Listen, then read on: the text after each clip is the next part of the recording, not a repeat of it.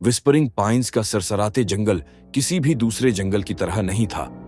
यहाँ दरख्त बातें करते थे, न तो गर्जदार आवाजों में और न ही पत्तों की सरसराहट में, बल्कि एक हल्की सरगोशी जैसी सरसराहट में जो सिर्फ वही सुन सकते थे जो वाकई गौर से सुनते थे।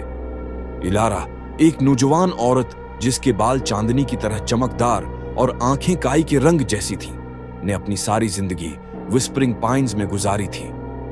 वो हर दरख्त को उसकी आवाज, उसकी कहानी, उसके राजों से पहचानती थी। बूढ़ा बीत का दरख्त अपनी चरचराती शाखों और भूले हुए बादशाहों की कहानियों के साथ उसका राजदार था। नौजवान पूदा हमेशा पुरामीद रोशन मुस्तकबल के ख्वाब बांटता था, और कदीम मूड़ी तड़ी दादी बल्लूत अपने दानशमंदाना और बूढ़े लहजे के साथ अपने दायरों में जंगल की तारीख समीटे हुए थी, और कदीम गुथी हुई दादी बलूत अपनी दाना और कदीमी आवाज के साथ अपनी घंटियों में जंगल की तारीख संभाले हुए थी। मामूल की सरगोशियां रख गईं। इलारा ने खिजा की हवा से ज्यादा गहरी सर्दी महसूस की। उसने बूढ़े बीत के दरख्त को तलाश किया, जिसकी आमतौर पर खुशगवार चरचराहट की जगह एक बेचैनी भरी खामोशी ने ले ली थी। दिल का लिकड़ कमजोर हो रहा है, उसने सरगोशी की। उसकी आवाज बेमुश्किल सुनाई दे रही थी। हमारी आवाजों का मंबा, जंगल की जिंदगी की रूह कमजोर हो रही है। दिल का लकड़ एक दीवामालाई चमकता हुआ क्रिस्टल जो जंगल की गहराई में था, विस्परिंग पाइन्स की एक कहानी थी। कहा जाता था कि यह जंगल का दिल है, दरख्तों की बोलने की सलाहियत का मंबा। इलारा दादी बलूत की हदायत के तहत उसकी जगह की तरफ रवाना हुई। रास्ता खतरनाक था, कांटेदार बैलों से भरा हुआ और साए में डूबे हुए खामोश दरख्तों से ढका हुआ। उसे एक बढ़ती हुई बेचैनी का एहसास हो रहा था। खामोशी उस पर भारी कंबल की तरह दबाव डाल रही थी। आखिरकार वो खुली जगह पर हो रहा था। पहुंच गई। दिल का लिकड़, जो उमूमन चमकदार होता था, मध्यम और दुराड़ों से भरा हुआ था, उसकी रोशनी मानद पड़ रही थी।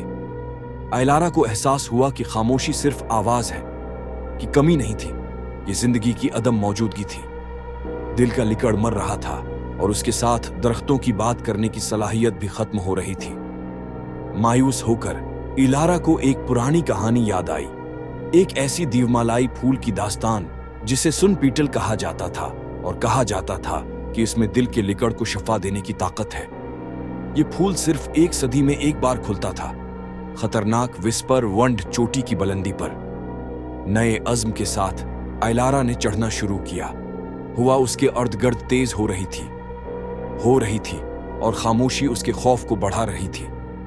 थका देने वाली चढ़ाई के बाद उसे वो मिल गया, एक वाहिद चमकता हुआ सुन पैटल जो रूहानी रोशनी से जगमगा रहा था। एहतियात से इलारा सुन पैटल को दिल के लिकड़ के पास वापस ले आई।